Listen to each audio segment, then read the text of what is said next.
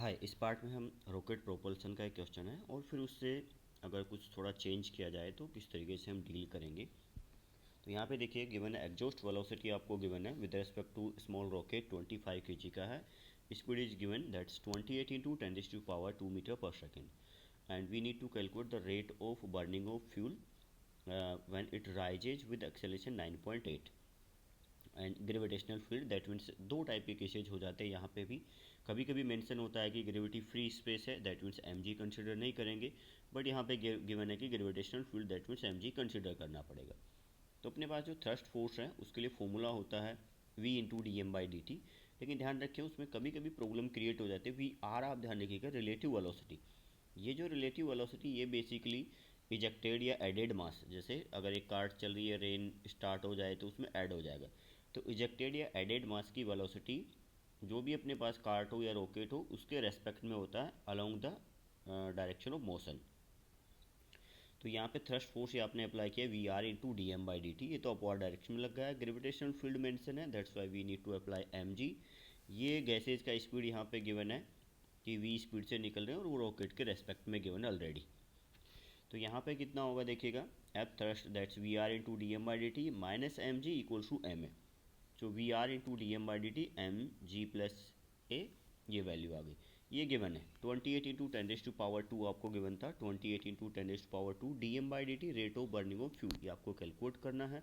25 into 9.8 and acceleration भी 9.8, तो इसको कैलकुलेट करने पर ये वैल्यू नियरली 0.175 ये आंसर आ जाएगा आपका। बट इसमें अगर कुछ चेंज कर दिया जाए, जैसे मैं बोलता हूँ कि यहाँ पे रिलेटिव वेलोसिटी जो है इजेक्टेड मास का विद रिस्पेक्ट टू रॉकेट, अगर बाय द वे ऐसा केस हो कि कभी रॉकेट का वेलोसिटी भी गिवन हो कि रॉकेट मान लीजिए 200 मीटर पर सेकंड से निकल रहा है और गैसेज जो है वो ग्राउंड के रेस्पेक्ट में 500 मीटर पर सेकंड से निकल रही है, तो फिर रॉकेट के रेस्पेक्ट में ये स्पीड कितना हो जाएगा 700। तो ये 500 नहीं पुट करना, आपको 700 पुट करना होगा, ध्यान रखिएगा। वो रेयरली मिलता है बट मिल सकता है ऐसा क्वेश्चन भी। तो if V one is speed of rocket and V two is speed of gases बोले हम यहाँ पे, V two is speed of gases with respect to ground, gases with respect to ground, then V R कितना होगा V one plus V two. तो इसका use करेंगे और फिर हम वापस से थ्रस्ट फोर्स में अप्लाई कर देंगे। देखिएगा यहाँ पे जैसे मेरे पास में एक प्रॉब्लम है कि कार्ट है वो मूव कर रही है वी नोट स्पीड से और मान लीजिए रेन ड्रॉप्स इसमें स्ट्राइक करती है vertically downward with velocity V. यहाँ पे वी आर जो होगा वो वेलोसिटी ऑफ इजेक्टेड और added mass with respect to cart in direction of motion, मतलब इस डायरेक्शन में कितना होगा। तो वी आर यहाँ पे कैलकुलेट करेंगे तो वो आएगा velocity of drops in horizontal direction minus velocity of cart in horizontal direction. तो ड्रॉप्स के पास तो कोई हॉरिजेंटल में वेलोसिटी नहीं है, whatever they have is in vertical direction. तो V R is zero minus V not, तो एफ थ्रस्ट कितना हो जाएगा minus V note into D M by D T. ये नेगेटिव साइन में बेसिकली अपने पास में जो वेलोसिटी वी नोट का उसके अगेंस्ट आ गया ये अपोजिट डायरेक्शन में। तो ये फोर्स जो थ्रस्ट फोर्स इधर अप्लाई करना पड़ेगा दैट मीन्स ये रिटार्ड होगा। तो यहाँ पे एफ थ्रस्ट की वैल्यू कितनी हो जाएगी, ये आ गया ए की वैल्यू एफ थ्रस्ट हो गया magnitude wise V note into D M by D T. अगर रिटार्डेशन बोले हम क्योंकि वेलोसिटी के अगेंस्ट काम कर रहा है तो v note into D M by D t by m, यहाँ से एक्सीलेशन आ जाएगा। और फिर अगर हमें टी टाइम के बाद वेलोसिटी कैलकुलेट करना हो तो कितना हो जाएगा v equal to v naught minus a t. मान लीजिए 5 सेकंड 10 सेकंड के बाद बोला जाए तो ये इक्वेशन अप्लाई करके कैलकुलेट कर लेंगे। तो इस केस में क्या हो रहा है, डेफिनेटली डिक्रीमेंट हो रहा है। इसको एक और मेथड से सोल्व कर सकते हैं हम। इसी वाले को हम मोमेंटम कंजर्वेशन से अगर ट्राई करते हैं, इसी का मैंने एक सेकंड मेथड यहाँ पर ट्राई किया कि लीनियर मोमेंटम कंजर्वेशन से भी अप्लाई इसको सोल्व कर सकते हैं। बिकॉज सिस्टम पे हॉरिजॉन्टल डायरेक्शन में कोई फोर्स नहीं लग रहा, मान के चलिए ग्राउंड वगैरह सब अपने पास में स्मूथ है, कुछ नहीं मेंशन है। तो देखिएगा उसका मीनिंग रहेगा कि आपके पास में अगर ये रेन वाटर इसमें ऐड नहीं होता तो इसकी स्पीड वी नोट मेंटेन रहती। तो अब यहाँ पे कोई एक्सटर्नल फोर्स नहीं लग रहा है, हम कंसिडर करके चल रहे हैं। तो यहाँ पे पहले लीनियर मोमेंटम कितना था एम वी नोट, और बाद में कितना हो जाएगा, बाद में हो जाएगा जो इसका मास था कैपिटल एम प्लस इस वाटर से जो रेन ड्रॉप से उससे मान लीजिए स्मॉल एम और ऐड हो गया, तो m into v naught m plus m into v, ये होगा initial linear momentum final linear momentum. तो यहाँ से जो वैल्यू हमें कैलकुलेट करनी होगी एम, ये वाला दैट मीन्स ऐड कितना होगा वो d M by D t, that means rain water per second कितना ऐड हो रहा है, फिर जितने टाइम का कैलकुलेट करेंगे उससे मल्टीप्लाई कर देंगे। यहाँ से एम की वैल्यू हो जाएगी और वी अपने पास में ये वैल्यू आ गई, तो डेफिनेटली ये वी नोट से कम ही, तो इस केस में स्पीड कम हो जाएगा। कई बार ऑप्शंस ओनली डिक्रीमेंट इंक्रीमेंट के बारे में ही होते हैं। एक और केस देखिएगा, इसमें क्या किया, ऐड नहीं हुआ, इसमें यहाँ से नीचे होल था और उससे मान लीजिए वाटर या ऑयल लीक होना स्टार्ट हो गया।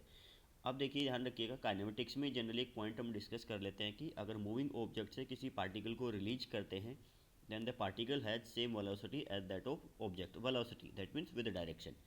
तो इस केस में जो पार्टिकल्स रिलीज हुए इनका वेलोसिटी वी नोट है और कार्ट का रिलीज करते टाइम वी नोट था, तो रिलेटिव कितना होगा, जीरो। इस केस में कोई थ्रस्ट नहीं लगेगा, वेलोसिटी जो है अनचेंज रहेगी। अच्छा, लीनियर मोमेंटम कंजर्वेशन से इस कॉन्सेप्ट को देखें तो ये कार्ड थी अपने पास में, मान लीजिएगा कि पहले मास m था, फिर m मास यहाँ से निकला, वो m मास भी v नोट से ही निकला, उसके बाद में जाकर के वर्टिकल डायरेक्शन में वेलोसिटी गेन कर लेगा बिकॉज ऑफ ग्रेविटी। जिस टाइम पे निकला यहाँ से तब तो v नोट स्पीड से ही निकला, और वर्टिकल डायरेक्शन में चाहिए भी नहीं अपने को, हॉरिजॉन्टल डायरेक्शन में लीनियर मोमेंटम कंजर्वेशन अप्लाई कर रहे हैं। अगेन ये मास कितना निकल चुका होगा टी टाइम में, dm/dt इंटू टी, तो यहाँ से conservation of linear momentum m into v naught, वो कितना आएगा m minus m into v. मान लिया कि स्पीड है अपने पास में v, इसकी स्पीड हमने मान लिया कि चेंज हो गई v, लेकिन ये पता है कि जो m मास निकला अपने पास वो तो v नोट से निकला है, तो m इंटू वी नोट। इस टर्म को अगर मैं इधर लाता हूँ तो m minus m into v naught, m minus m into v, तो v की वैल्यू कितनी हो जाएगी, v नोट। देखिए यहाँ पे कुछ और प्रॉब्लम्स अपने पास में एनएलएम के हैं। जैसे इसमें अपने पास में गिवन है कि एक आपके पास में सिंपल सिंपल से क्वेश्चन है कुछ। यहाँ पे गिवन है आपको एक 2 kg का ब्लॉक है, 8 kg का ब्लॉक है, 30 डिग्री पे रखा है, एक्सेलेरेशन और टेंशन कैलकुलेट करना है।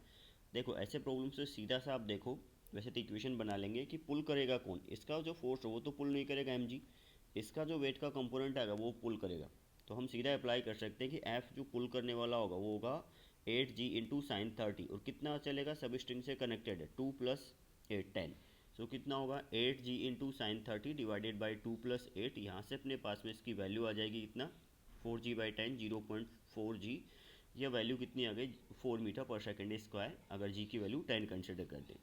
फिर उसके बाद टेंशन कैलकुलेट कर सकते हैं, जैसे इसके लिए अप्लाई कर दें, t इक्वल टू कितना हो जाएगा 2 इंटू ए, यहाँ से टेंशन आ जाएगा।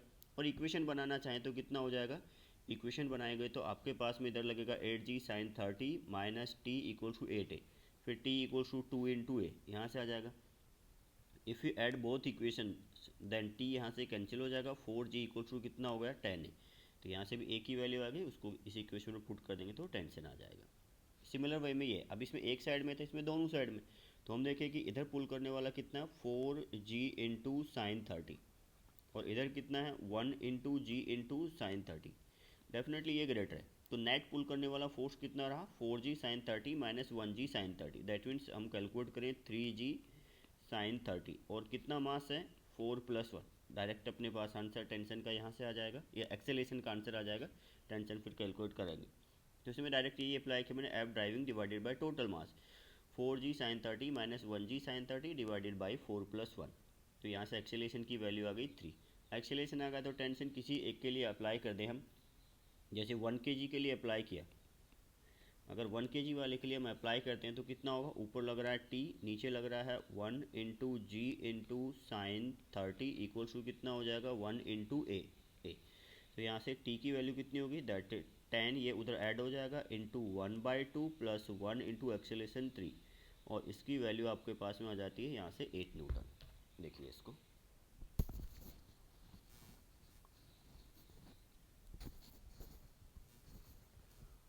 इसी टाइप का देखिएगा एक और क्वेश्चन अपने पास में है।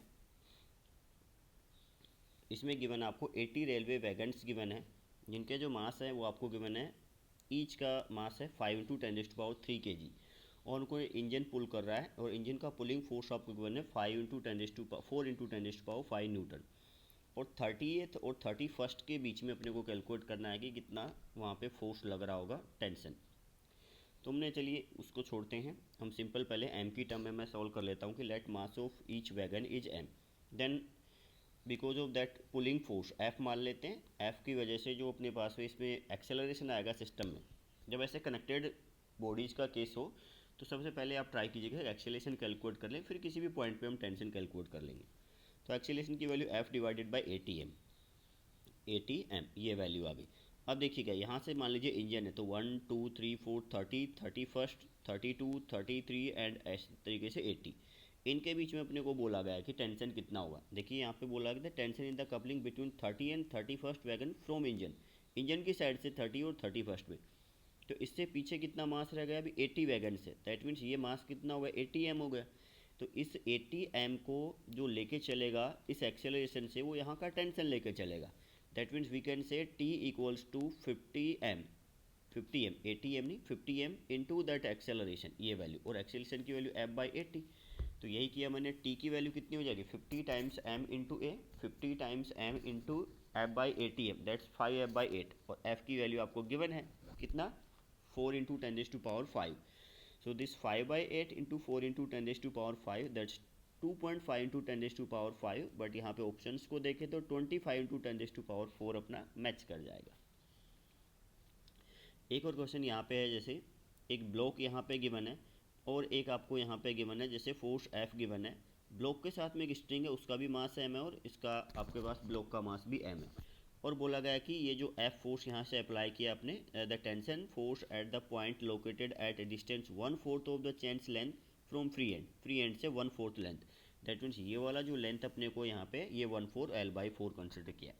इसमें भी देखिए सेम टाइप का क्वेश्चन, पहले मैंने कैलकुलेट किया कि एक्सेलरेशन कितना होगा, that total force driving force divided by total mass pulled by the force, that's F by 2m। चलिए अब यहाँ पे अगर कैलकुलेट करना है तो इधर वाले पार्ट से अगर हम सोल्व करते हैं तो इधर वाले पार्ट का मास कितना होगा m, तो ये होगा इसका 3L/4 length, that mean 3m/4 ये हो जाएगा।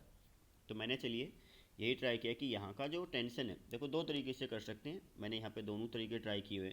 तो अगर पहला जो मैंने बोला उसके अकॉर्डिंग m यहाँ से और 3m/4 और t, तो ये t किसके इक्वल होगा m plus 3m/4 into this acceleration, तो ये आ गया m प्लस 3m/4 इंटू ए 7F/8। काफ़ी स्टूडेंट्स को ऐसा लगता है कि नहीं इधर से ही क्यों, इधर वाला पार्ट भी तो उससे भी तो कैलकुलेट कर सकते हैं, चलिए उससे कैलकुलेट कर लीजिए। इस वाले पार्ट का जब L/4 वाले को देखोगे तो F इधर लग रहा होगा, एक टेंशन T इधर लग रहा होगा एंड मास इज m/4, तो यहाँ से कितना होगा F minus T equals to m/4 into A, तो यहाँ से F माइनस टी कितना होगा m/4 इंटू एक्सेलेशन कितना होगा F/2m, वो कितना F/8, तो यहाँ से t की वैल्यू कितनी हो जाएगी F minus F/8, that 7F/8 ये वैल्यू आएगी। तो यहाँ से किसी भी तरीके से कैलकुलेट करें। देखिए एक और जैसे दोनों साइड में फोर्स अप्लाई कर दे हम कि इधर फोर्स F1 अप्लाई किया, इधर F2 and given F1 greater than F2, तो यहाँ से जो लेंथ अपने पास x पे कैलकुलेट करना है F1 साइड से, P पॉइंट पे टेंशन कैलकुलेट करना है, तो यहाँ से एक्सेलेरेशन की वैल्यू कितनी आएगी F1 minus F2 divided by m, ये एक्सेलेरेशन आ गया। यहाँ पे कैलकुलेट किया आपने, ये अगर इधर फोर्स अपने पास F1 लग रहा है, यहाँ पे टेंशन T है, इस वाले पार्ट के लिए ही हमने ट्राई कर लिया, तो इसका मास कितना हो जाएगा, यूनिटरी मेथड अप्लाई करेंगे m/l, यूनिट लेंथ का mass multiplied by x length, तो m/l इंटू एक्स ये आ जाएगा। अब इक्वेशन लगाइए इसके भी, एक्सेलरेशन कैलकुलेट कर लिया, इस वाले पार्ट के लिए अगर अप्लाई करेंगे तो ग्रेटर फोर्स F1 है, इधर चल रहा है सिस्टम, तो F1 minus T equals to this mass into acceleration, और अगर बाय द वे कोई कैलकुलेट करना चाहे इधर वाले पार्ट के लिए तो फिर यहाँ का टेंशन ज़्यादा होगा F2 से, तभी तो सिस्टम इधर चलेगा, ऐसा तो होगा नहीं कि कुछ पार्ट इधर चले और कुछ पार्ट इधर चले। F1 ग्रेटर था तो सिस्टम का एक्सेलरेशन इधर ही रहेगा। देन फॉर दिस पार्ट आप अप्लाई करोगे इधर टेंशन T, आप बोलोगे T minus F2 equals to m/l into L minus x और इंटू एक्सेलरेशन, ऐसा कैलकुलेट कर लेंगे। चलिए अभी इसको हम सोल्व कर सकते हैं। F1 minus T equal to m/l into X into A, इसकी वैल्यू पुट की और ये क्वांटिटी देखिए m कैंसिल हो जाएगा अपने पास में, और अपने को t कैलकुलेट करना था तो F1 में से ये वाली टर्म माइनस हो जाएगी, तो कुछ ऐसा आंसर आएगा। चलिए एक और प्रॉब्लम अपने पास में है, दो प्रॉब्लम्स और देखते हैं। इसमें गिवन अपने को बहुत सिंपल सा क्वेश्चन है कि एक पार्टिकल है उसको प्रोजेक्ट कर दिया हमने थीटा एंगल पे हॉरिजॉन्टल से, और बोला गया है कि इसमें लीनियर मोमेंटम में चेंज कितना आएगा। वेलोसिटी नहीं गिवन है, वेलोसिटी u गिवन है शायद इसमें, हाँ u गिवन है। अब देखिएगा इसके भी दो मेथड्स हैं, तो फर्स्ट तो हम कैलकुलेट करें सिंपल प्रोजेक्टाइल वाले मेथड से, और change in linear momentum try कर सकते हैं। तो यहाँ पे u कोस थीटा और u साइन थीटा हमने कंसिडर कर लिया अगर हॉरिजॉन्टल से थीटा एंगल पर प्रोजेक्ट किया था। आफ्टर टाइम t हमने कैलकुलेट किया कि हॉरिजॉन्टल कंपोनेंट अनचेंज रहता है, वर्टिकल कंपोनेंट कितना हो जाएगा u साइन थीटा माइनस जी टी। सो पी इनिशियल कितना होगा, P initial M you cos theta I cap M you sine theta J cap, mass से मल्टीप्लाई कर दिया हमने। आफ्टर टाइम टी कितना हो जाएगा, m you cos theta I cap m into u sine theta minus ji t j cap. और impulse अगर calculate करना है तो कितना आएगा, p final minus p initial. P final minus p initial कीजिए, देखिए m you cos theta I cap cancel हो जाएगा, इवन उधर से भी m you sine theta J cap cancel हो जाएगा, m u into g t ये बचेगा, P final minus p initial किया तो यहाँ से minus M g into t j cap, that mean impulse जो है वो डाउनवर्ड डायरेक्शन में लगा है। मैग्नीट्यूड कितना हो जाएगा, एम जी इंटू टी। ये करने की भी रिक्वायरमेंट नहीं है, देखिए इम्पल्स अपने पास में ये भी तो था f into d t integration. तो यहाँ पे जो फोर्स लग रहा है that is constant force, gravitational force. So that's f into d T M g and d t का इंटीग्रेशन टी हो जाएगा एम जी इंटू टी। यही तो आया अपने पास आंसर, देखिए मैग्नीट्यूड वाइज डायरेक्ट पता लग रहा है। और अगर डायरेक्शन यहाँ पे चाहिए तो हमें पता है कि फोर्स वर्टिकली डाउनवर्ड लग रहा है तो माइनस जे कैप में आ जाएगा। वैसे क्वेश्चन में कुछ मेंशन नहीं था आई कैप जे कैप। एक और क्वेश्चन देखिएगा इसी सीरीज में अपने पास में आता है, यहाँ पे गिवन है, इसमें भी काफ़ी स्टूडेंट्स कंफ्यूज रहते हैं। M1 M2 आपके पास में दो मासेज गिवन है, एक स्प्रिंग से कनेक्टेड है और इस सिस्टम को रिलीज कर दिया। अब अपने से बोला जाता है कि स्प्रिंग में कंप्रेशन होगा, स्ट्रेच होगा, क्या रहेगा, कितना टेंशन रहेगा। तो इसमें देखिएगा जब सिस्टम को रिलीज कर दिया, कहीं पे कोई कनेक्टेड नहीं है, मतलब ऊपर कनेक्टेड नहीं है, नीचे भी कहीं पे कोई रेस्ट वाला पार्ट नहीं है, यही सिस्टम है। तो इस सिस्टम पे देखें ग्रेविटी के अंडर में देखें तो टोटल डाउनवर्ड फोर्स कितना होगा, M1 प्लस M2 इंटू जी, और वो किसके इक्वल होना चाहिए, M1 plus M2 into acceleration के इक्वल। तो एक्सेलरेशन तो जी के इक्वल आ गए। अब किसी भी एक ब्लॉक के लिए आप चेक कर लो, मान लीजिए मैंने अपर ब्लॉक के लिए चेक किया, अपर ब्लॉक के लिए चेक किया तो मैंने फ्री बॉडी डायग्राम बनाया, तो M1 जी नीचे लग रहा होगा, plus let's consider F spring की लग रहा है कुछ, तो एफ स्प्रिंग, तो एफ स्प्रिंग प्लस M1 जी किसके इक्वल होना चाहिए, M1 ए के इक्वल। दैट मीन्स यहाँ से जो एफ स्प्रिंग प्लस M1 जी, ए की वैल्यू भी जी के इक्वल, तो एफ स्प्रिंग जीरो आ गया। दैट मीन्स स्प्रिंग में ना तो कोई कंप्रेशन आएगा और ना ही कोई स्ट्रेच आएगा। स्प्रिंग नेचुरल लेंथ में थी, नेचुरल लेंथ में रहेगी, स्प्रिंग फोर्स कितना रहेगा, जीरो रहेगा। वैसे भी देखिएगा दोनों ही ग्रेविटी के अंडर में, तो ये जितना मूव करेगा उतना ये मूव करेगा, तो फिर स्प्रिंग में कंप्रेशन स्ट्रेच कहाँ से आएगा, ठीक है।